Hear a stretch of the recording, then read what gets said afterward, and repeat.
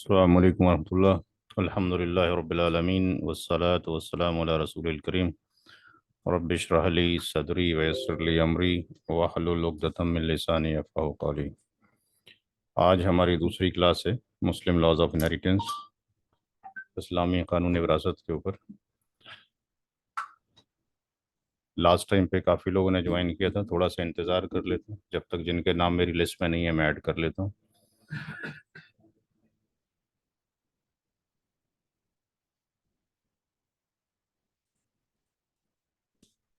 किसी का नाम इधर एक्सेल शीट में ना भरा जाए तो प्लीज़ बता दें।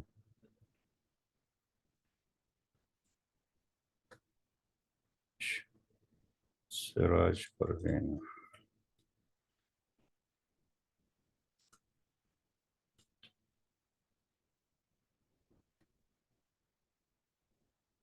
बिलाल अहमद साहब लास्ट क्लास में थे आप मौजूद? यस। मारिफा लास्ट क्लास में थे आप? नहीं नहीं, फर्स्ट क्लास है आज मेरा। आज पहली क्लास है, ठीक है। है। खदीजा, खदीजा नहीं है कोई? तमाजीरा, जी लास्ट क्लास में थी मैं। ठीक ठीक है। नौशाद साहब हैं? नहीं है नौशाद साहब। और किसी का नाम रह गया इसमें? सिराज परवीन थे लास्ट क्लास में?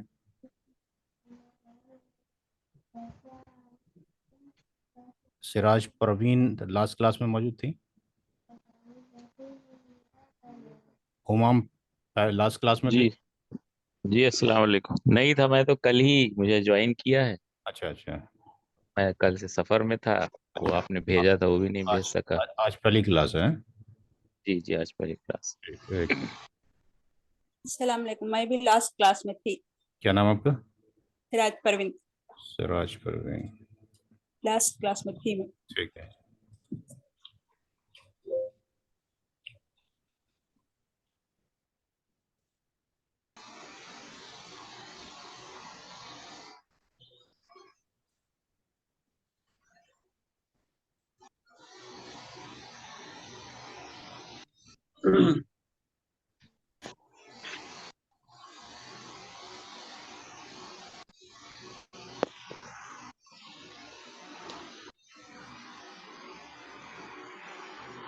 बिलाल अभी मौजूद हैं? मैं नाम जी बोल रहा हूँ, नाम बोल रहा हूँ, अगर मौजूद हैं तो आंसर दीजिए। तबस्सुम मौजूद है? नहीं। हारिस मौजूद हैं? नहीं है। शाहनवाज, शाहनवाज खान मौजूद हैं? कैसर मौजूद हैं? बिलाल, जी बिलाल मौजूद हैं? मारिफा मौजूद हैं? और तमाजीरा मौजूद हैं? नौशाद मौजूद हैं? नौशाद साहब पिछली क्लास में थे अब?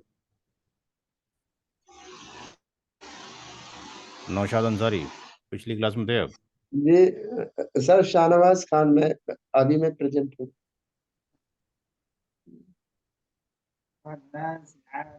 नौशाद अंसारी पिछली क्लास में थे अब?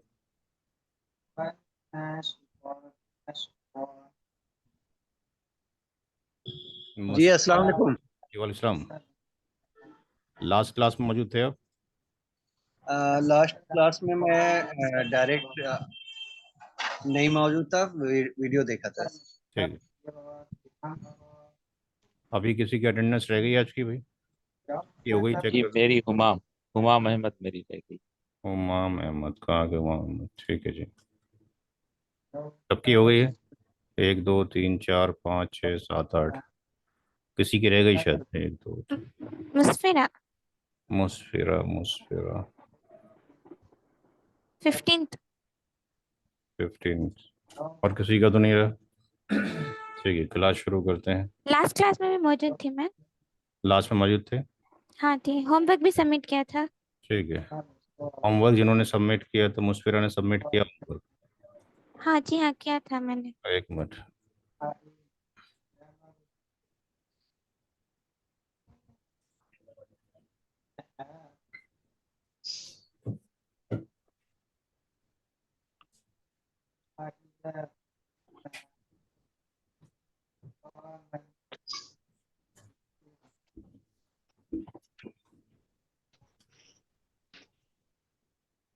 मेरा जो फ़ोन था वो ख़राब हो गया, दैट्स वाई इसमें नंबर जो है पहचानना मुश्किल से नंबर आ रहे हैं, नाम नहीं आ रहे हैं। तो जिन लोगों ने ज्वाइन किया था वो दोबारा से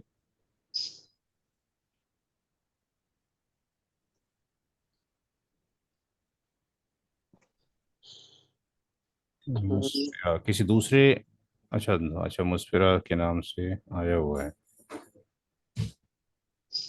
ठीक है, एक मिनट।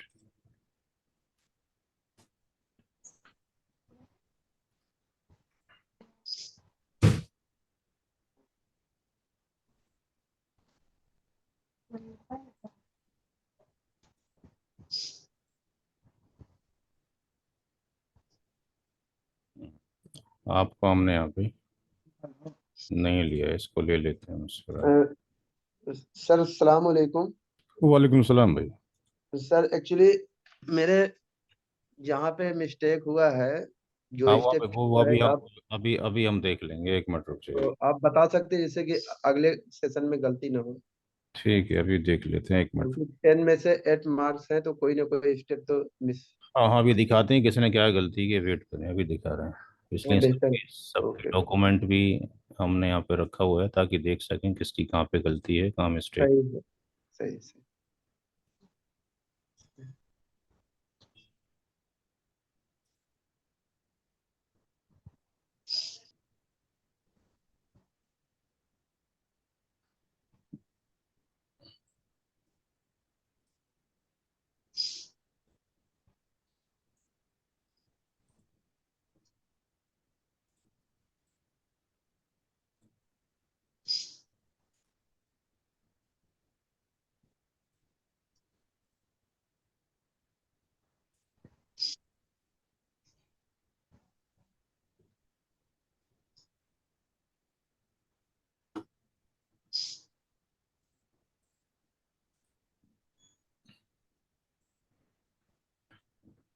बिलाल साहब का सवाल हो गया जो लास्ट टाइम पे किया गया था, तो जिनके हो गया उनको दिखाने की ज़रूरत नहीं है।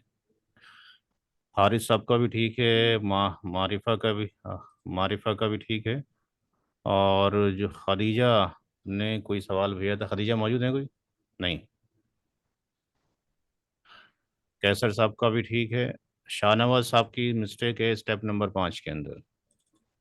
जी सर, 5 में क्या मिस्टेक है? ठीक है, एक मिनट दिखा रहे हैं अभी। प्रॉपर तरीके से कॉपी बनाए भाई। Okay okay.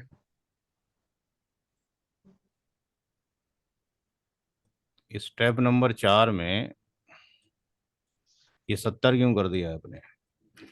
70 कहाँ से आएगा? 36 आएगा ना। यहीं से गलती हो गई है। नहीं, 70 कहाँ पे मुझे नहीं दिख रहा सर, एक बार बताएं प्लीज। देखें, स्क्रीन सबको दिखाई दे रहा होगा। फुल स्क्रीन नहीं आ रही है वाली मेरे पास। सबके पास स्क्रीन आ रही है भाई? आ रही है, दिखाई दे रहा है 70। 70 दिखाई दे रहा है, आप क्या देखें उसमें दिक्कत हो? नहीं नहीं, नहीं ये सर 36, ये 36/36। हाँ, यहाँ तो ठीक है, लेकिन आप amount of the one inheritance share निकाला है तो 64,90,000 को 70 से डिवाइड कर दिया है, जो कि 36 से तो डिवाइड होगा। आपने सर ये टोटल डिविडेंड बताया था। टोटल डिवीजन तो मैंने यहाँ से 4, 6, 6, 8, 13, 6 इसको प्लस हाँ, किया था। इसको जोड़ेंगे 36 ही तो आएगा ऊपर। नहीं, इसको नहीं जोड़ा है। हाँ, ये मेरी गलती है। हाँ ठीक है, इसके ऊपर जो 1/4 है तो मैंने 4, 6, वो 6। ठीक है, वो ठीक है, इट्स ओके नहीं जो। तो उसी को मैंने जोड़ा, 4, 6, 6, 18 और 36 अरे ऊपर। मान, उसको मान लीजिए, क्लास में बहस ना कीजिए, ठीक है ना। हाँ ठीक है, ठीक। लर्न कीजिए, जो कहा जा रहा है मिस्टेक में मिस्टेक जो है यहाँ पे 70 जो हो गया ये गलत हो गया है, 36 होगा, ठीक है। 36 से डिवाइड करेंगे, इंशाल्लाह ठीक आ जाएगा। ठीक है, ठीक है, शुक्रिया। आगे से ठीक करें। Okay okay. बाकी तबस्सुम के तमाजीरा का ठीक है। मुशफिरा का क्वेश्चन देख लेते हैं। 7/12 आ गया, 5/12 आ गया, ठीक है। 5/36 ये हो गया, 36/36 हो गया, ठीक है। 36 से डिवाइड कर दिया, ये ठीक है। इनका भी क्वेश्चन ठीक है। तो 25 लोगों में से इतने लोगों के क्वेश्चन आए थे। मुशफिरा का भी क्वेश्चन ठीक है, उसको हम एक्सेल शीट में बाद में ऐड कर देंगे। क्लास की शुरुआत करते हैं। एक सिलेबस डिज़ाइन किया गया है, 120 क्वेश्चंस हैं। कुछ हम करवाएंगे, कुछ आप लोगों ने करना है। ये सिलेबस है, इसके अंदर जो है 120 क्वेश्चंस हैं जो हमने फॉलो करने एक ऑर्डर के अकॉर्डिंग बनाया गया है, ताकि पिछला भी रिवाइज हो जाए और नया भी इसके अंदर आ जाए। बिल्कुल बेसिक से शुरू किया जाएगा, क्योंकि पहली क्लास थी इसलिए वहाँ पे क्वेश्चंस का आंसर निकालना ज़रूरी था। यहाँ पे स्टेप बाय स्टेप लिया गया है। अच्छा, इससे पहले एक ये डायग्राम है, इसको आप लोग समझ लें।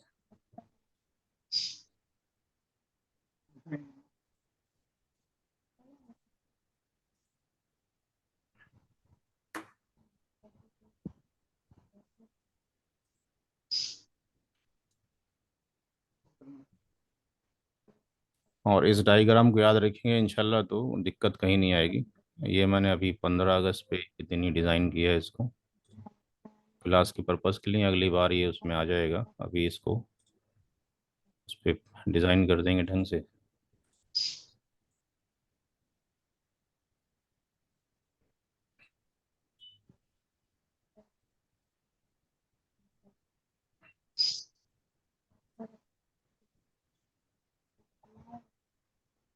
देखिए यहाँ पे एक चार्ट है, इसको समझ लीजिए। ये अगले हफ्ते तक इंशाल्लाह जो है कलर फॉर्मेट में आ जाएगा, तो समझने में आसानी हो जाएगी। ये सबको डिस्प्ले हो रहा है इधर? यहाँ मेरा पेन नहीं, पूरा पूरा नहीं हो रहा है सर। सबको नहीं हो रहा पूरा? या आप मोबाइल फ़ोन में देख रहे पूरा मोबाइल में देख रहे हैं। हैं? पूरा हाँ, नहीं हो रहा, मोबाइल पे पूरा नहीं दिख रहा। अब सही हुआ। अब आ गया बीच नहीं में? आ रहा। नहीं, जी जी। नहीं, नहीं। स्क्रीन पूरी दिखाई दे रही है आपको कि नहीं, पहले तो बताइए। नहीं, नहीं दिखाई दे रही। अब स्क्रीन भी दिखाई नहीं दे रही तो फिर कुछ नहीं हो सकता है। इसका मतलब दोबारा रिकनेक्ट करें, दोबारा से डिस्कनेक्ट करके दोबारा कर लें। बाकी लोगों को दिखाई दे रहा है भाई? यस, हाँ, स्क्रीन दिखाई दे नहीं है, रहा तो distribution of inheritance, one son one daughter. हाँ, दिखाई दे रहा है ना आपको सारा ये? नहीं, मैंने इसीलिए बताया कि कोई और चीज करूँ, यही स्क्रीन है। यहाँ पे मैंने एक लाइन ड्रॉ की है, पूरी लाइन दिखाई दे रही है लेफ्ट टू राइट तक यूट्यूब। Right right right. अगर ये पूरा स्क्रीन दिखाई दे रहा है, जहाँ मेरा पेन मैंने स्क्वायर बनाया है अभी, तो इसका मतलब सब कुछ दिखाई दे रहा होगा। जी सर, दिखाई दे रहा ठीक है, यहाँ पे इस डायग्राम को समझिए पहले। ये सबको डिस्प्ले हो गया, मुस्लिम इनहेरिटर्स कैटेगरीज के नाम से। इसको अपनी है। कॉपी पे आप ड्रॉ कर लेंगे और इसको समझ लीजिए, सब कुछ इसी ही डायग्राम के थ्रू आना है। जितने भी सवाल आते हैं इसी पर हल किए जाएंगे। ये डीपी का मतलब है मरने वाला, डिसीट पर्सन। जो शख्स मरा है, कोई भी मर सकता है, छोटा बड़ा, मेल फीमेल, माँ बाप, किसी की भी डेथ हो सकती है। एफ का मतलब यहाँ पे हो गया फादर, वालिद साहब हो गए। जीएफ का मतलब हो गया ग्रैंडफादर। अभी मोबाइल लो। एम का मतलब हो गया मदर। मोबाइल अपना वो बंद कर लें प्लीज, माइक्रोफोन बंद कर लें। क्लास का टाइमिंग कम होता है, फिर डिस्टर्बेंस होती है। जो चीज़ समझ नहीं आए वो पूछने के लिए माइक्रोफोन ऑन कर सकते हैं। डीपी का मतलब है जिस शख्स की मौत हुई है। एफ का मतलब है वालिद साहब, फादर। जीएफ का मतलब ग्रैंडफादर। एम का मतलब मदर। एच का मतलब हस्बैंड। डब्ल्यू का मतलब वाइफ। एस का मतलब सन है। जीएस का मतलब ग्रैंड सन यानी पोता हो गया। डी का मतलब डॉटर यानी बेटी हो गई। जीडी का मतलब ग्रैंड डॉटर यानी पोती हो गई। यहाँ पे बेटी अकेले लिए हुए, यहाँ पर पोती अकेली है। यहाँ पर बेटे और बेटी को एक साथ कर दिया है। बेटा अगर अकेला है, यहाँ पे कंडीशन डाल दी गई है। वालिद साहब जो हैं वो जबिल फरूज भी हो सकते हैं, यानी प्राइमरी ईयर्स। ABN का मतलब है, जो किताब आपको दी है हमने, मुस्लिम लॉज ऑफ इनहेरिटेंस, उसको एक बार पढ़ लिया करें, रोज थोड़ा देख लिया करें, एक पेज ही है वो। असबा बी नफसी के अंदर कौन कौन आता है? असबा बी नफसी के अंदर बेटा, पोता पड़पोता आएगा, बाप दादा परदादा आएगा, भाई भाई की औलादे आएंगी, चचा चचा की औलादे आएंगी। तो वालिद साहब जबिल फरूज भी हो सकते हैं और असबा बी नफसी भी हो सकते हैं। इसी तरीके से दादा जबिल फरूज प्राइमरी ईयर्स में भी आ सकते हैं और असबा बी नफसी में भी हो सकते हैं। औलाद है तो वालिद साहब जबिल फरूज होंगे, और औलाद नहीं है तो वालिद साहब आपके पास असबा बी नफसी हो सकते हैं। और बेटी की मौजूदगी के अंदर भी वालिद साहब जबिल फरूज और असबा बी नफसी दोनों हो सकते हैं। तो ये कैटेगरीज इंशाल्लाह धीरे धीरे याद हो जाएंगी, ये शॉर्टकट उसके बना दिए गए पूरी किताब के। माँ हमेशा प्राइमरी ईयर से। बेटी अगर अकेली है तो जबिल फरूज है। शौहर हमेशा ज़बिल फरूज होता है, वाइफ हमेशा ज़बिल फरूज है, इसकी कोई दूसरी कैटेगरी नहीं है। लेकिन जब कभी बेटा और बेटी एक साथ इकट्ठे होंगे तो ये भी रेसिडुअरी कहलाएंगे। इस रेसिडुअरी का नाम असबा बी गैरी ही है। ये भी रेसिडुअरी है, बेटा बेटी ना हो, अगर पोता और पोती हो, ये भी असबा बी गैरी ही है, यानी ये भी रेसिडुअरी है। बेटी अकेली है तो ज़बिल फरूज है, पोती अकेली है तो ज़बिल फरूज है। बेटा अगर अकेला है तो असबा बी नफसी ही कहलाता है, और अगर पोता अकेला है तो असबा बी नफसी ही कहलाता है। एमजीएम का मतलब है मैटरनल ग्रांड मदर यानी नानी। पीजीएम का मतलब है पैटर्नल ग्रांड मदर यानी दादी। ये हमेशा ज़बिल फरूजी होंगी। मैटरनल ब्रदर यानी माँ शरीक भाई, मैटरनल सिस्टर यानी माँ शरीक बहन, ये हमेशा जेड ही होते हैं, इनकी कोई दूसरी कैटेगरी एग्जिस्ट नहीं करती है।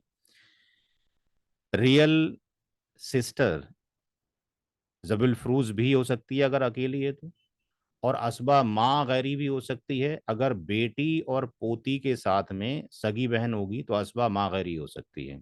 इसी तरीके से जो पीएस का मतलब है पैटर्नल सिस्टर, बाप शरीक बहन, वो ज़बिल फरूज होगी अगर अकेली होगी तो, लेकिन बेटी या पोती के साथ में होगी तो असबा माँ गैरी ही कहलाएगी।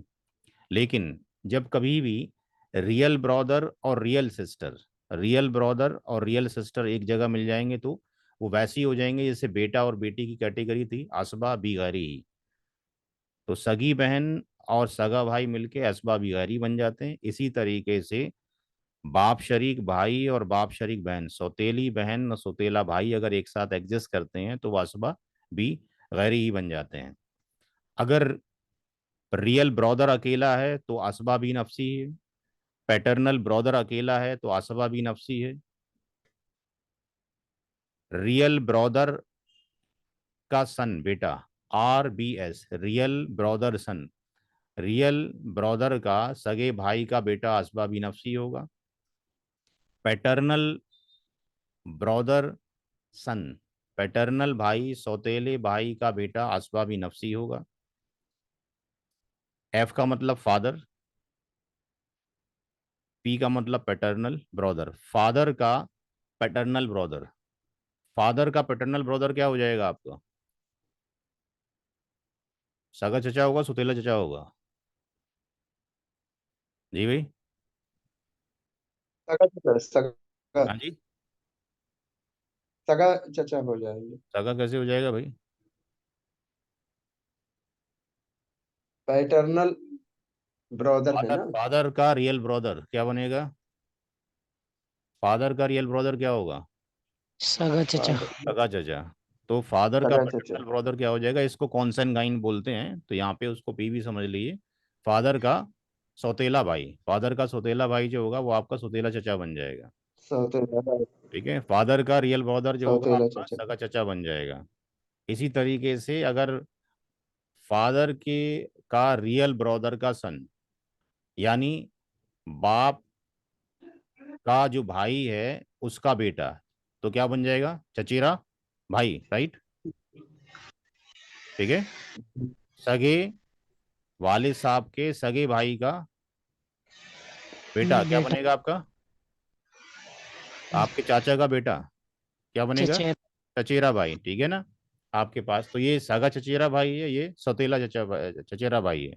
तो इतने ही कैटेगरीज हैं जो प्राइमरी ईयर्स और सेकेंडरी ईयर्स के अंदर आती हैं। जबिल अरहम वो एक अलग कंडीशन है, वो रेयर केसेस में उनको जाता है। तो पहले हमें जबिल फरूज और जो रेसिडुअरी हैं उनके बारे में अंडरस्टैंड करना है। अब ये कैटेगरी आप सामने रखिए, जो चार्ट है यहाँ पे। पहला क्वेश्चन देखिए, पहला क्वेश्चन में मरने वाले के कितने लोग मौजूद हैं? फर्स्ट क्वेश्चन में मरने वाले के कितने लोग मौजूद हैं? 2 लोग, कौन कौन मौजूद है? बेटा और बेटी, एक बेटा और बेटा एक बेटी। बेटी। ये इस चार्ट में कौन सी कैटेगरी में आते हैं, बताया कोई?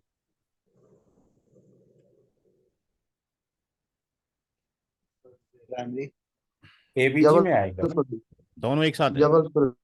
दोनों हाँ एक साथ? एबीजी, दोनों एक साथ एबीजी है, में। एबीजी।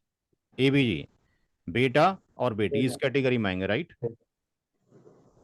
तो ये राइट। एबीजी बन गए और कोई एग्जिस्ट नहीं करता। जब बेटा और बेटी एग्जिस्ट करते हो तो ये सूरा निसा की आयत करीमा कौन सी है? 4:11। 4:11। बिस्मिल्लाहिर्रहमानिर्रहीम यूसीकुमुल्लाहु फी औलादिकुम लिज़्ज़करि मिस्लु हज़्ज़िल उन्सयैन है। तो ये आपके पास बेटे कितने हिस्से होंगे? हर बेटे के 2 हिस्से और हर बेटी का 1 हिस्सा। तो यहाँ पे एक ही बेटा है, इसके कितने शेयर हैं? 2। तो इसके 2 शेयर हैं और बेटी का शेयर कितना है? 1। तो टोटल शेयर कितने बन गए? 3। तो अगर मरने वाले ने जो भी कफन दफन किया गया, कर्ज की अदायगी की गई, वसीयत की गई, उसको करने के बाद जो भी तरके का अमाउंट बचा है उसको कितने से डिवाइड कर देंगे? 3 से। 3 से। अगर फर्ज कर लिए 3 लाख रुपए थे, मरने वाले ने 3 लाख रुपए छोड़े थे, तो 3 से अगर डिवाइड कर दें, यानी जो तरके का जो अमाउंट था, इनहेरिटेंस अमाउंट, सब कुछ अखराजात निकालने के बाद 3 लाख रुपए बचते हैं। तो 2 लाख किसको चले जाएंगे? सन को। और 1 लाख किसको चले जाएंगे टोटल? ठीक है। ठीक है जी। टोटल पे 1 लाख चले जाएंगे। तो आई थिंक यहाँ पे किसी को समझने में कोई उलझन नहीं होनी चाहिए। क्लियर हो गई बात? ये क्लियर है? पहला सवाल, सवाल टू सवाल चलेंगे, ठीक है? बाकी आपके सवाल आते हैं तो बाद में लेंगे।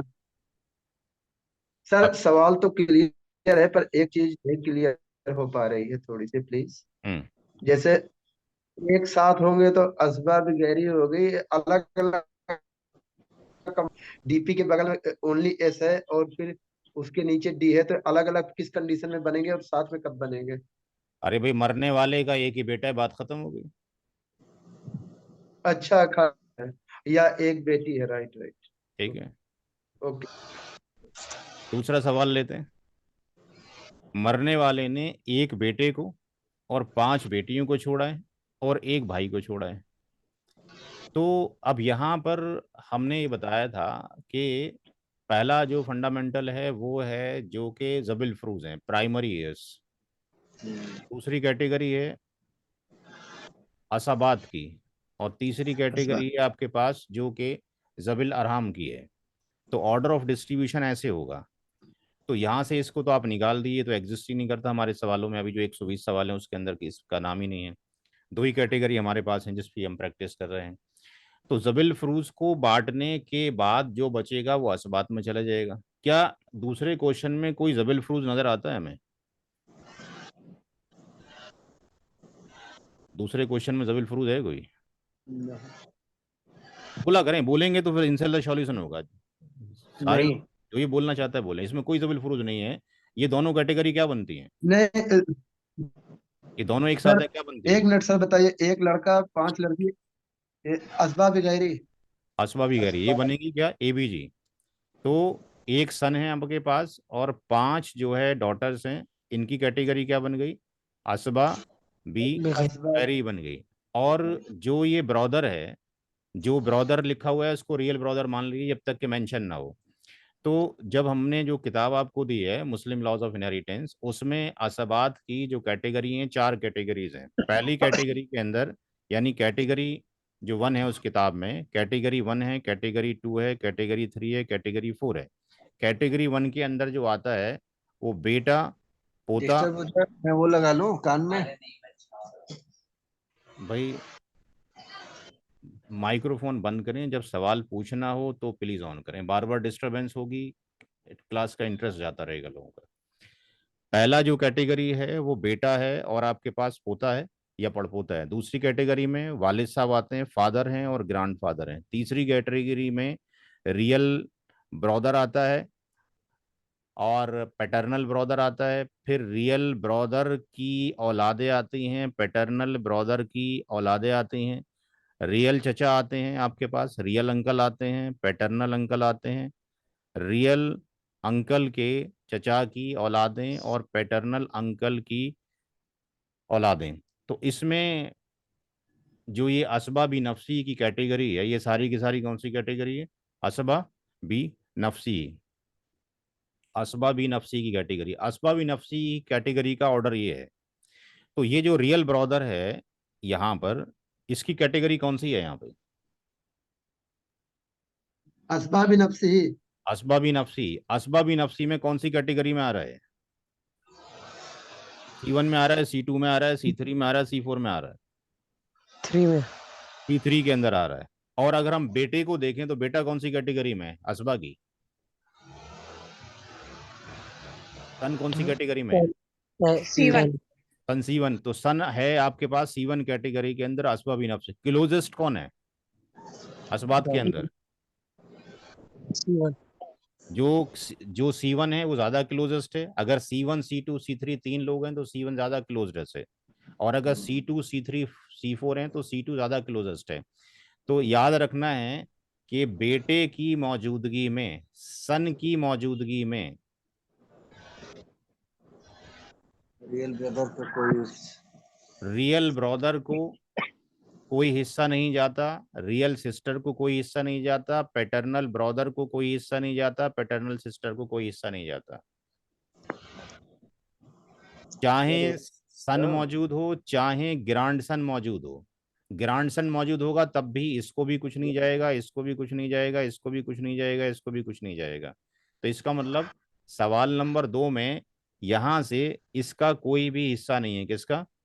रियल ब्रदर का कोई भी हिस्सा नहीं रियल है। ब्रदर। सारा हिस्सा किसको मिल जाएगा? एक बेटे और 5 बेटी को। तो यहाँ पर कितने शेयर बनेंगे? एक बेटे के कितने हिस्से हो गए? 2। 2 हिस्से। 5 बेटियों कितने हो गए? 5। 5 टोटल एक हिस्से। में 5 बेटियों को कर लेगा। हाँ जी, क्या बोला? मरने वाले का जो तर्का है उसमें एक बेटा है और 5 बेटियां हैं, तो हर बेटे के 2 हिस्से होते हैं और हर बेटी का एक हिस्सा होता है। 5 बेटियां हैं तो 5 हिस्से हो गए, एक बेटा है तो 2 हिस्से। टोटल कितने हो गए? 7 हिस्से हो गए। ऐसे नहीं करना है। कुछ लोग गलत डिस्ट्रीब्यूशन करते हैं कि वो ग्रुप बना लेते हैं। क्या बना लेते हैं? ग्रुप ऑफ सन, और दूसरा ग्रुप बना लेते हैं ग्रुप ऑफ डॉटर। अब वो क्या करते हैं कि भाई पूरे माल के 3 हिस्से कर दो, 2 हिस्से इनको पकड़ा दो, एक हिस्सा इनको पकड़ा दो। ये गलत हो जाएगा, क्योंकि ये 5 बेटियां हैं और ये एक बेटा हो या 2 बेटे हो, तो यहाँ पे हर बेटे के 2 हिस्से हैं। ऐसा नहीं है ग्रुप ऑफ सन के 2 हिस्से हैं। बात समझ में आ रही है? जितने बेटे होंगे हर बेटे के 2 हिस्से लगाए जाएंगे, जितनी बेटियां होंगी हर बेटी का एक हिस्सा लगाया जाएगा। ऐसा नहीं लगाया जाएगा कि लड़कों को 2 हिस्से दे दिए जाएं कितने भी हों, और लड़कियों को एक ही हिस्सा दे दिया जाए कितने भी हों। बात समझ में आ गई आप लोगों को? क्लियर है? जितनी बेटे होंगे हर बेटे के 2 हिस्से लगेंगे, जितनी बेटियां होंगी हर बेटी का एक हिस्सा लगेगा। तो इस केस में 7 हिस्सों में प्रॉपर्टी तकसीम की जाएगी। जितना भी अमाउंट होगा उसको 7 से डिवाइड कर लेंगे। फर्ज कर लीजिए 7 लाख रुपए थे, तो 2 लाख जाएंगे बेटे को और 1 लाख रुपए हर एक बेटी को जाएगा। ये सवाल नंबर 2 था। सवाल नंबर 3 की तरफ चलिए। सवाल नंबर 3 में वालिद साहब हैं। हमने जो कॉन्सेप्ट बताया था कि 5 स्टेप करेंगे, तो तरीका तो वही है, लेकिन जब वो सिखा दिया आपको तो अब समझने में आसानी होगी। यहाँ पे तीसरे सवाल में फादर मौजूद हैं, डॉटर मौजूद है और वाइफ मौजूद है। इस चार्ट को देखकर बनाएं कि किसके आगे मैं क्या लिखूं, कौन जबिल फरूज है, कौन असबात है, कौन क्या है। फादर को क्या लिखेंगे? जबल फरोज। फादर जबिल फरूज तो रहेगा, लेकिन हाँ डॉटर। हाँ, लेकिन डॉटर के साथ में वालिद साहब की एक कैटेगरी और आएगी, असबा बी नफसी। ये उस किताब के थ्रू मिल जाएगा जो किताब हमने आपको दी है। डॉटर अकेली है, क्या होगी? डॉटर अकेली है तो डॉटर डॉटर अकेली है, डॉटर अकेली है। ZF जबिल फरूज जबल फरोज। अकेली है, जबिल फरूज। वाइफ क्या होगी? Zabil Firuz। जबिल फरूज। अब सबसे पहले वाइफ जबल फरोज ही रहेगी। ठीक है, वाइफ हमेशा ZF है। अब इनके हिस्से कितने कितने उस किताब के अंदर है। औलाद के अंदर अगर बेटी अकेली है तो उसका हिस्सा कितना है? 1/2। और औलाद की मौजूदगी में वाइफ का हिस्सा आयत नंबर 12 सूरह निसा के अंदर कितना मेंशन है? 1/8। बेटी 1/8 वाइफ का। बेटी का हिस्सा आयत नंबर 11 के अंदर है। और वालिद साहब का हिस्सा औलाद की मौजूदगी में 1/6 है, और माँ का भी 1/6 है, लेकिन माँ नहीं, यहाँ पे फादर मौजूद है। लेकिन वालिद साहब को असबाबी नफसी के बतौर आर भी मिलेगा अगर बच गया तो। अब हम देखते हैं क्या बचता है कि नहीं बचता है। तो ये पहला स्टेप मुकम्मल कर लिया हमने। दूसरे स्टेप में हम क्या करेंगे कि यहाँ पे फादर जबिल फ्रूज है, डॉटर जबिल फ्रूज है, वाइफ जबिल फ्रूज है, इनके हिस्से रख लीजिए। 1/6 रख लिया, 1/2 कर लिया और 1/8 कर लिया। एलसीएम कितना आ जाएगा? 24। जब कभी भी 8 आएगा ये 24 आ जाएगा। 6 से कट करेंगे इसको, ये 4 आ जाएगा। 2 से 24 को कट करेंगे कितना आ जाएगा? 12 हैं? 12 12 आ जाएगा, 12 आ जाएगा। 8 से कट करेंगे 24 को कितना आ जाएगा? 3 3 कितना हो गया टोटल ऊपर? 19। 19/24 यानी कुछ बच गया। तो जो बच गया वो क्या है? आर है। जो आर बच गया उसको हमेशा पूरे तरके में से माइनस कर देंगे। 19/24 तो ये कितना हो जाएगा? 24। 5/24। 24 माइनस 19 यानी 5 बाई कितना हो जाएगा? 24। तो वाले साहब के दो हिस्से हो गए। एक तो उनको 1/6 मिल ही रहा था और 5/24 और मिल गया वालिद साहब को। तो वालिद साहब के कितने बन गए अभी हिस्से? ये 24 हो गया, ये 4 हो गया और यहाँ पर कितना आ जाएगा? 5। 9/24। सबको क्लियर है? कोई दिक्कत तो नहीं किसी को समझने में? जी क्लियर है? किसी को क्लियर नहीं हो तो बता दें प्लीज, क्योंकि सारा जो मसला है वो मैथ का मसला है। 9/24 टोटल। जी 9/24।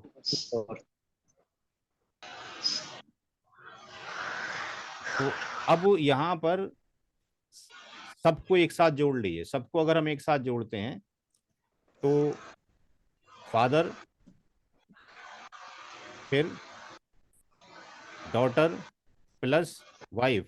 फादर को कितना मिल रहा है? 9/24। डॉटर को 1/2, वाइफ को 1/8। एलसीएम 24 ही रहेगा। ये 9 हो जाएगा, ये 12 हो जाएगा और ये कितना हो जाएगा? 3 हो जाएगा। तो 24/24 आ गया। पूरी जो प्रॉपर्टी है वो 24 पार्ट में 24 डिवीजन किए जाएंगे। उसके तरके के 24 हिस्से किए जाएंगे। 24 हिस्से में से वालिद साहब को 9 हिस्से चले जाएंगे, बेटी को 12 हिस्से चले जाएंगे और बीवी को 3 हिस्से चले जाएंगे। ये क्लियर है सबको? कोई दिक्कत किसी को समझने में? क्लियर। ठीक है, अगले सवाल की तरफ चलते हैं। प्रैक्टिस से आएंगी सारी चीजें, बिना उसके नहीं आएंगी। जहां तक मैं करूंगा मैं करके दिखाऊंगा, उसके बाद अगले जो क्वेश्चंस होंगे वो लोग आप होमवर्क के थ्रू करेंगे। 4-5 क्वेश्चन होमवर्क के देंगे पूरे हफ्ते में। 6 दिन या 6 क्वेश्चन तकरीबन आपने करना है घर से। नाउ अब आ जाइए इसके ऊपर, क्वेश्चन नंबर 4 के ऊपर। क्वेश्चन नंबर 4 में कौन कौन मौजूद है? हस्बैंड और एक बेटा और एक डॉटर। तो अब हस्बैंड कौन सी कैटेगरी में आता है इस चार्ट में? जबील फ्रूज। जबल फिरोज में आता है। गुड, जबल फिरोज आता है। और जो बेटा और बेटी आएंगे उसकी कैटेगरी क्या है? एबीजी। एबीजी। तो ये है असबाब गैरी। असबाबी गैरी। तो अब शौहर का हिस्सा औलाद की मौजूदगी में आयत नंबर 12 सूरा निसा की मौजूद है। कितना हुआ? 1/4। औलाद की मौजूदगी में शौहर का हिस्सा कितना हुआ? 1/4। इनको क्या मिल जाएगा? बचा हुआ आर। तो आर कितना हो जाएगा यहाँ पर? 1 माइनस 1/4 यानी ये 4 आ गया। ये 4 माइनस 1 हो गया यानी ये कितना हो जाएगा? 3/4। तो 3/4 जो तकसीम होगा वो बेटा और बेटी में होगा। अब जब बेटा और बेटी एक साथ होंगे तो इनके जो निस्बतें हैं, इनके जो रेशियो कितने हैं? S: 2:1। 2:1 का इनका रेशियो है। इनका रेशियो का जो जोड़ है वो कितना है? वो 3 है। यानी 3/4 के टोटल कितने हिस्से किए जाएंगे? 3 किए जाएंगे। तो बेटे का जो हिस्सा निकलेगा वो कितना निकलेगा? जो बचा हुआ माल है और जो बेटे की निस्बत है। बेटे की निस्बत कितनी है? 2/3। दो निस्बत है और टोटल हाँ। शेयर कितने? 3। ये टोटल डिवीजन निस्बतों में फार्मूला 2-3। हमने फार्मूला पहले दिन लिखवा दिया गया, बार बार लिखवाने की जरूरत नहीं है। बचा हुआ माल कितना है? 3/4। 3/4 कितने हिस्से किए जाएंगे? 3। और 2 हिस्से बेटे हो जाएंगे। इस 3 से इस 3 को काट दीजिए। और 2 से ये 4 कट जाएगा, तो ये कितना आ गया, 1/2। 1/4। हाँ जी, 1/4 कैसे आ जाएगा? सन का 1/2। 1/2। 1/2 तो कट जाएगा ना आपके पास। डॉटर पे जाएंगे तो डॉटर का बचा हुआ माल 1/3, एक हिस्सा जाएगा, 3 हिस्से किए जाएंगे, तो 3/4 बचा हुआ माल है, उसके 3 हिस्से किए जा रहे हैं, एक हिस्सा बेटी को जा रहा है। यहां से 3 को काट दिए, इसका बेटी का कितना आ गया, 1/4 आ गया। तो अब जो टोटल जो हमारे पास आ गया सारा, वो हस्बैंड है प्लस सन है प्लस डॉटर है। हस्बैंड का कितना था, 1/4, और बेटे को कितना गया, 1/2 चला गया।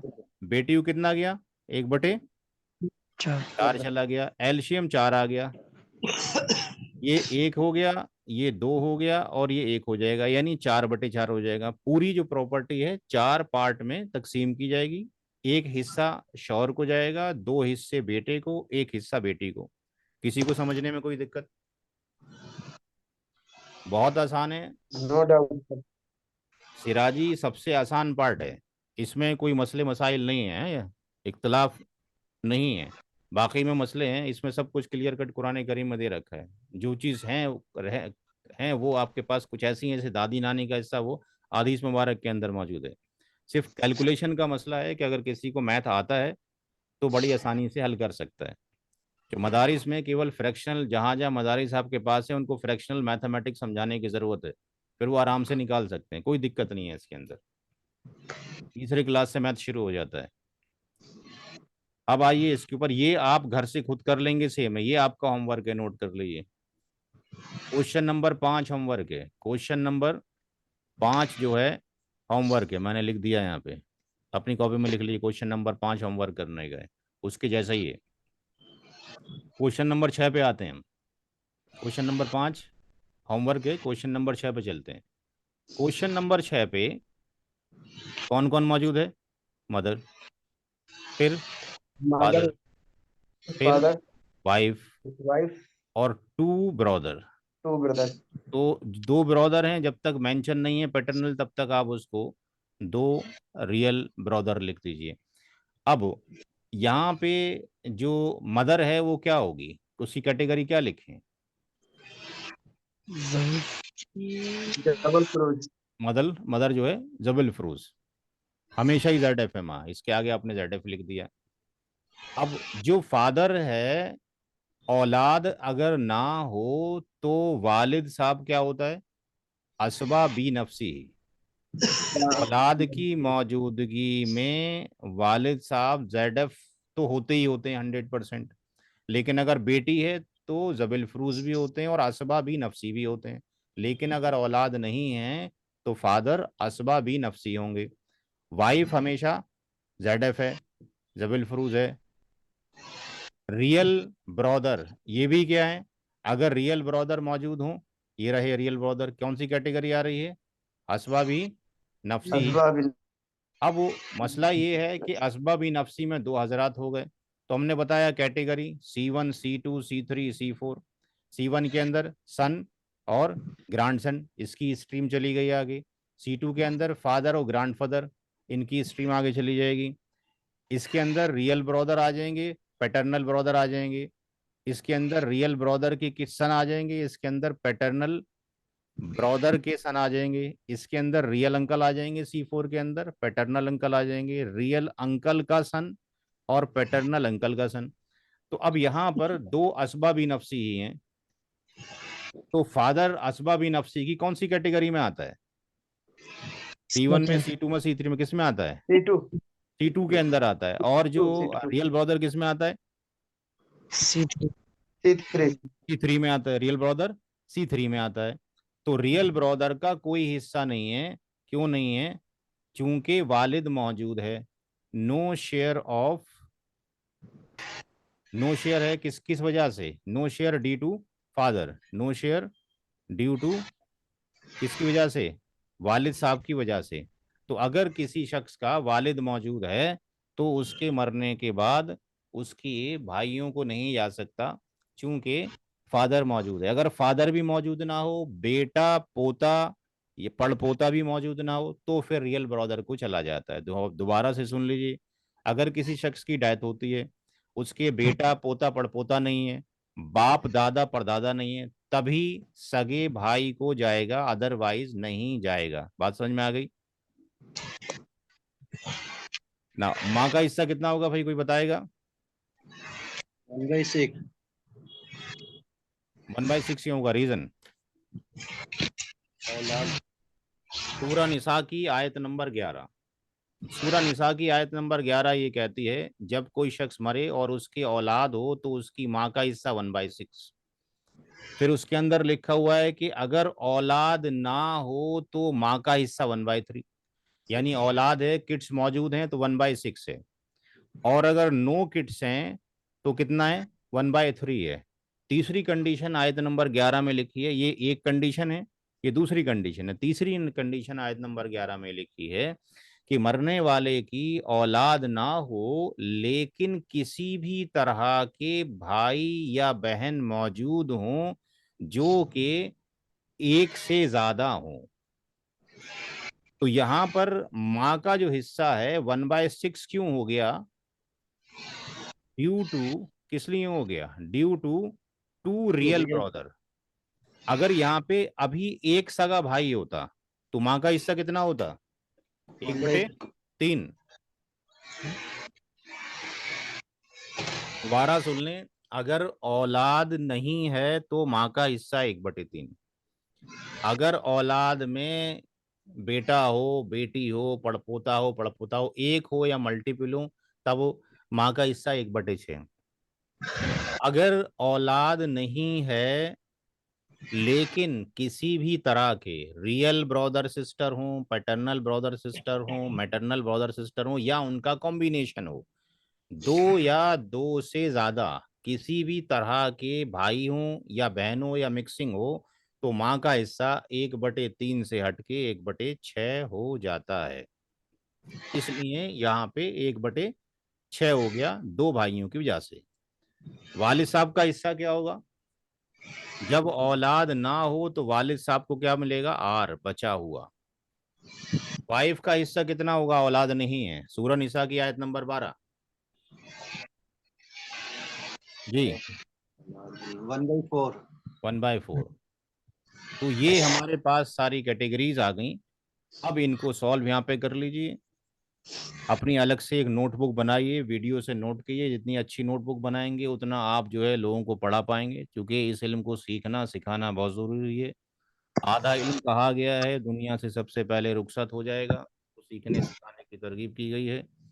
मदर हो गई, फादर हो गई, वाइफ हो गए। मदर का हिस्सा कितना? 1/6। अच्छा, फादर का तो लेंगे नहीं यहाँ पे, दो ही लोग लेंगे, क्योंकि जबल फ्रूज पहले कंसीडर होगा। जबल फ्रूज में कौन है? मदर और वाइफ।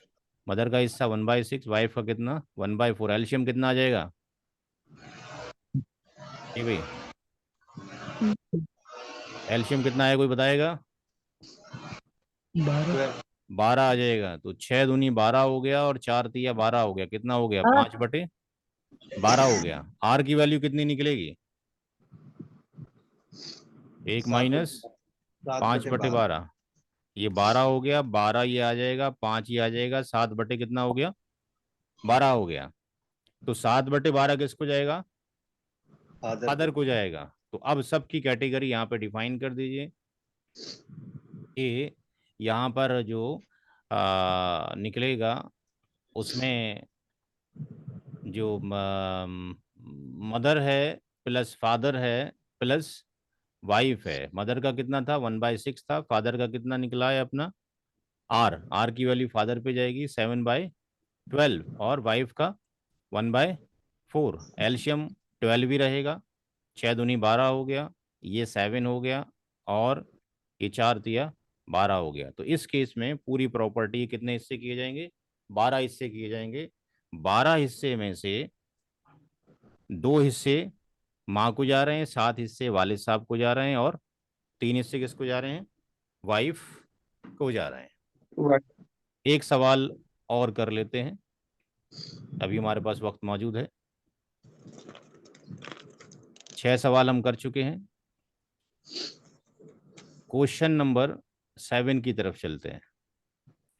क्वेश्चन नंबर 7 में वाइफ मौजूद है, मदर मौजूद है, डॉटर मौजूद है और सन मौजूद है। वाइफ की कैटेगरी क्या होगी? जबल फरोज। जबल फरोज। वाइफ हमेशा ही जबल फरोज होती है। माँ की कैटेगरी क्या होगी? जबल फरोज। माँ हमेशा ही ZF होती है। बेटा और बेटी एक साथ हैं, क्या होगा? ABG। असबाब गैरी, असबाब गैरी। गैरी। तो ये इसको क्या मिलेगा? R मिलेगा। वाइफ को कितना जाएगा? सूरह निसा की आयत नंबर कौन सी के अंदर है वाइफ का डिस्कशन? 1/8। 12 आयत नंबर 12 के अंदर डिस्कशन है। कितना जाएगा शेयर इसका वाइफ का?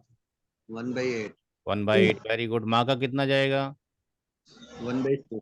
1/6 कौन सी आयत के अंदर है? 11 आयत नंबर 11 के अंदर। तो क्या करेंगे इसमें?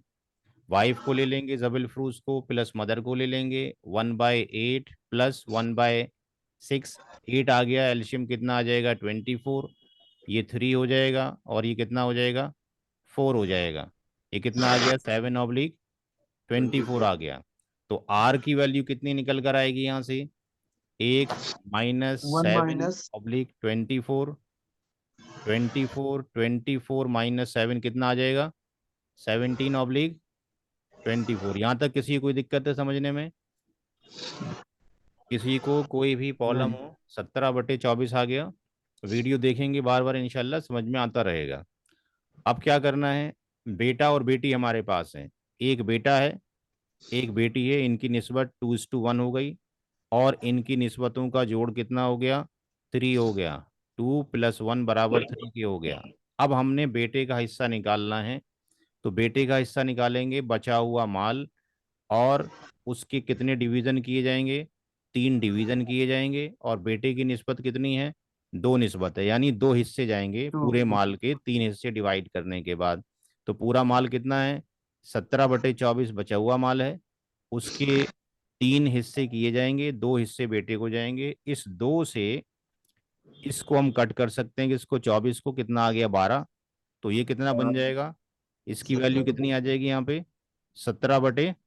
17/36 आ जाएगी। 36। 17/48। ठीक है। 36 48 36। कैसे जाएगी? ये कट जाएगा ना 2 से, क्या नाम है, 24। ठीक है। ठीक है। तो R 1/3 और R कितना हो गया? 17/24 है हमारे पास बचा हुआ माल। 3 हिस्से किए जाएंगे, एक हिस्सा बेटी को जाएगा। और ये 17 बटे कितना आ जाएगा? 24 या 72। 72। अब यहाँ पर सबके नाम इधर 72। लिख लीजिए कि यहाँ पे जो मौजूद है, वाइफ मौजूद है, प्लस मदर मौजूद है, प्लस बेटा मौजूद है, प्लस बेटी मौजूद है। वाइफ का हिस्सा कितना है? वाइफ का हिस्सा है कितना? हिस्सा वाइफ का वाइफ का 1/8। 1/8 वाइफ का हिस्सा है। माँ का हिस्सा 1/6 है। बेटे का हिस्सा कितना आया? ये 17/36। 17/36 आया। 17/36 और बेटी का कितना आया? 17/72। अब इसका एलसीएम जो आ जाएगा 72 ही आ जाएगा। 8 9 72 हो गया, 12 6 72 हो गया, 36 दूनी 72 और 17/34। 34। तो एक किसी ने अभी जो लिख के भेजा था सवाल, उसमें यही गलती की थी इन्होंने कि इन्होंने 36 से तो डिवाइड कर दिया, लेकिन जो वैल्यू आई उसकी मल्टीप्लिकेशन नहीं की किसी ने। तो यहाँ से जो डिवीजन होगा उसकी मल्टीप्लिकेशन भी करनी ज़रूरी है, इसलिए वो आंसर उनका गलत हो गया, जिनको 6 नंबर दिए गए थे, जो शायद क्लास में नहीं है। और ये आपके पास 17 आ जाएगा। तो ऊपर को जोड़ें, क्या 72 हो गया कि नहीं हो गया? जी बहन। 72 हो गया ऊपर। जी जी। तो इस केस में जी, इस केस में पूरी प्रॉपर्टी के कितने हिस्से किए जाएंगे? 72 हिस्से किए जाएंगे। जो भी अमाउंट होगा उसको 72 से डिवाइड कर देंगे। उसमें से 9 हिस्से किसको चले जाएंगे? इसको वाइफ को चले जाएंगे, 12 माँ को चले जाएंगे, 34 बेटे को और 17 बेटी को चले जाएंगे। तो आई थिंक इतना आज के लिए काफ़ी है। ये जो चार्ट है, इस चार्ट को बना लें, ये आपके लिए हेल्पफुल रहेगा। बड़ा सा चार्ट पेपर घर पर लगा लें अपनी टेबल के आगे। हमने 7 तक कर लिया है। एक क्वेश्चन आपको ये दिया था होमवर्क के लिए, 5वां वाला था। अब उसके बाद जो होमवर्क वाले हैं वो आप होमवर्क में यहाँ पे 5-6 क्वेश्चन नोट कर लें, नहीं होगा तो इंशाल्लाह फिर आपको सम डिस्कशन कर लिया जाएगा। क्वेश्चन नंबर 5 होमवर्क में है, और 8, 9, 10, 11 हमारे पास 5 दिन बाकी हैं। 8 भी लिख लीजिए, 9 भी लिख लीजिए, 10 भी लिख लीजिए, 11 भी लिख लीजिए। ये 5 क्वेश्चन आपके होमवर्क है। अब आपने अगर बड़ा प्रोसीजर सीख लिया तो शॉर्टकट में लिख के भेज सकते हैं, क्योंकि मेथड वही था जो पहले दिन समझाया था, इस तरीके से शॉर्टकट में भी किया जा सकता है। और अमाउंट की ज़रूरत हर बार नहीं है, तरीका बता दिया गया है। बीच बीच में जैसे लोगों के हमारे पास, चूंकि ये पोर्टल बनाया हुआ है इस्लामिक लॉज ऑफ इनहेरिटेंस का, इसमें लोगों के सवालात घर के आते रहते हैं। कुछ दिनों के बाद जो लोग सवालात पुट अप करते हैं तो वो क्वेश्चंस आपको दे दिए जाएंगे ताकि आप उसको सॉल्व करें। तो अभी जो क्लास में मौजूद हैं उनमें से किस कोई ऐसा है जिसका नाम हमारी लिस्ट में ना हो? अगर लिस्ट में नहीं है तो प्लीज़ ऐड करवा दें, क्योंकि आज कितने जितने लोगों ने ज्वाइन किया, देखते हैं कितनों ने ज्वाइन किया है। एक्सेल शीट में इनमें सबका नाम है, ऐसा तो नहीं किसी और का नाम ना हो? सबका नाम मौजूद है भाई इसमें? यस। आई थिंक अब यही सारे लोग शायद क्लास में रहेंगे। हारिस साहब आज आए नहीं है ना, तबस्सुम आई है। तो क्लास की रिकॉर्डिंग करने के बाद इंशाल्लाह आपके उसमें डाल दिया जाएगा, लिंक भेज दिया जाएगा। किसी का कोई सवाल है तो पता कर सकते हैं। ये अस्बा बिनफ्सिही बाप अस्बा बिनफ्सिही सिर्फ बेटी की मौजूदगी में बनेगा? ये बेटी की मौजूदगी में बनेगा केवल। सिर्फ बेटी की मौजूदगी में? जी जी। अगर सिर्फ बेटा हो? बेटा हो तो बे, आपके पास वो जबिल फरूज बनेगा। बिल्कुल। जो किताब आपके पास किताब बेटी की मौजूदगी में सर, जी, बेटे की मौजूदगी में फादर जो असबाबी नफ्सी होंगे। हाँ, बेटी की मौजूदगी में जो है जबिल फरूज भी बनेगा और असबाबी नफ्सी भी होगा। औलाद नहीं है तो असबाबी नफ्सी है केवल। ये किताब यहाँ से डाउनलोड कर लीजिए, साइट पे जाने के बाद iirc.org.in पे जाने के बाद यहाँ से इसके अंदर सारी कैटेगरी हैं, जहाँ से वो डेली आप इसको फॉलो करते रहें। 9 पन्ने हैं केवल अंग्रेजी में, और 9 ही पन्ने आपके पास है उसमें उर्दू में है। तो यहाँ से ये कैटेगरी आपको मिल जाएंगी, कौन क्या क्या बन रहा है। यहाँ पे वालिद साहब की कैटेगरी है कि अगर औलाद में बेटा पोता पड़पोता यानी मेल मौजूद है तो 1/6 है, और अगर फीमेल मौजूद है तो वो आपके पास जबिल फ्रूज भी है और असबा भी बन रहा है, AC2 कैटेगरी में आ रहा है। और अगर औलाद नहीं है तो केवल असबा बनता है। तो यहाँ से इसके 8-9 पन्ने हैं, चाहे वो आप उर्दू में पढ़ें या इंग्लिश में पढ़ें, यहाँ से इंशाल्लाह पढ़ते रहेंगे, याद होता रहेगा। आज तो दूसरी क्लास है, 6-7 क्वेश्चन हमने करा दिए, 5-6 क्वेश्चन आप करेंगे तो इंशाल्लाह होता रहेगा। बाकी और भी आप खुद और कुछ इससे ज़्यादा करना चाहें तो वहाँ से कर सकते हैं, कोई कैद नहीं है। होमवर्क सर, होमवर्क भेजेंगे या हमें अपने आप से करना होगा? नहीं, होमवर्क में आपको अभी दिखा तो दिया। होमवर्क में आपको ये हम आपको ये भेज देते हैं आपके पास। वैसे आप साइट पे जाके भी वहाँ से ले सकते हैं, अदरवाइज इसका जो क्वेश्चंस हैं वो क्वेश्चन की ये जो आपके ग्रुप में हम अभी डाल देते हैं। 1 मिनट रुकिए, सबके पास अभी पहुँच जाएगा। मुस्लिम इनहेरिटेंस के अंदर ये वाला जो है, इसके अंदर हम इसको अभी अपलोड कर देते हैं। ये पूरा जो है शायद अभी खुला है, शायद ऐसे नहीं जाएगा, बंद होने के बाद जाएगा। मैं भेज देता हूँ जी। इसको यहाँ से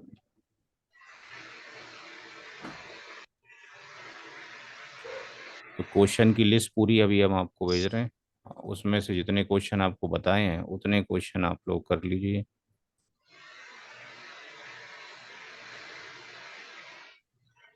ये पूरी लिस्ट जो है हमने जो सिलेबस करना, क्वेश्चन नंबर 5 करना है। नहीं है, अभी तो बताया था आपको क्वेश्चन नंबर कौन कौन से करने हैं। अभी तो यहाँ पे लिखा था ये 5 करना है, 8, 9, 10, 11 इतने क्वेश्चन होमवर्क हैं। इसके अंदर भेज दिए हैं इस्लामिक लॉज ऑफ इनहेरिटेंस का जो सिलेबस है, ग्रुप में चला गया है, सबके पास रिसीव हो गया होगा। 5, 5, 8, 9, 10, 11। जी ठीक है जी, ये होमवर्क है, पूरे हफ्ते का होमवर्क है। आराम से करें, कोई ज़्यादा करना चाहता है ज़्यादा कर सकता है, कोई दिक्कत की बात नहीं है। बाकी है कि जिनके पास ये मैसेजेस हैं क्लासेस के बाकी अपने ग्रुप में डालें। पिछली बार 25 लोग थे, कौन किसके रेफरेंस से आया था उनको दोबारा से लेकर आए, क्योंकि ये सीखना बड़ा ज़रूरी है। हर घर में एक फर्द तो हो जो सीख सके। कोई सवाल किसी का? भाई क्लास एंड कर दें, 10:30 हो गए। चलिए क्लास एंड करते हैं, फिर इंशाल्लाह अगले हफ्ते मुलाकात होगी। अस्सलाम वालेकुम वरहमतुल्लाहि वबरकातुहू।